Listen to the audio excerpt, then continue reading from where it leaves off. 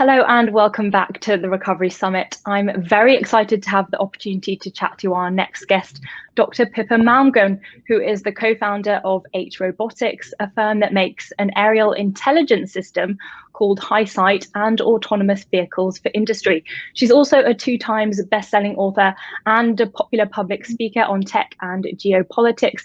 Previously, Pippa was an economic advisor to President George W. Bush in the White House and served on the National Economic Council. Pippa, great to chat to you. And just very quickly before we start, a note to our audience, if you are getting involved, please use the hashtag on Twitter, the Recovery Summit, all one word.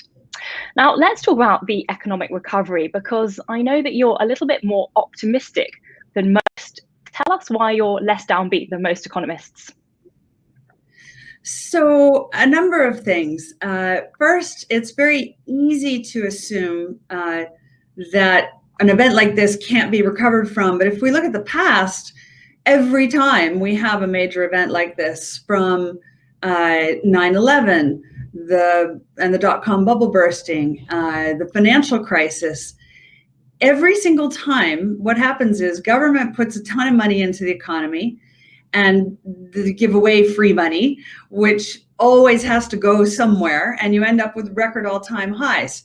This time, we've had an even record injection of capital at virtually no interest or negative, so it's got to go somewhere. So I think the stock markets are not wrong to anticipate higher prices.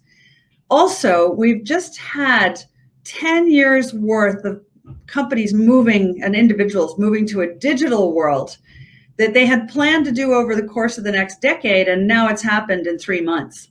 So all of the advantages of being digital have been brought forward, and that's really valuable. And also fundamentally, I believe people are highly motivated and imaginative, and will come up with new business models that work. And you have to ask yourself, what's your feeling about humanity? Do you think that people fundamentally pick themselves up and figure out how to do something in a new way, or do they just stop? And I don't think they do just stop. And also, governments create a lot of support systems for people. Maybe we got a universal basic income kind of through the back door, which will provide some support for those who are weaker in society.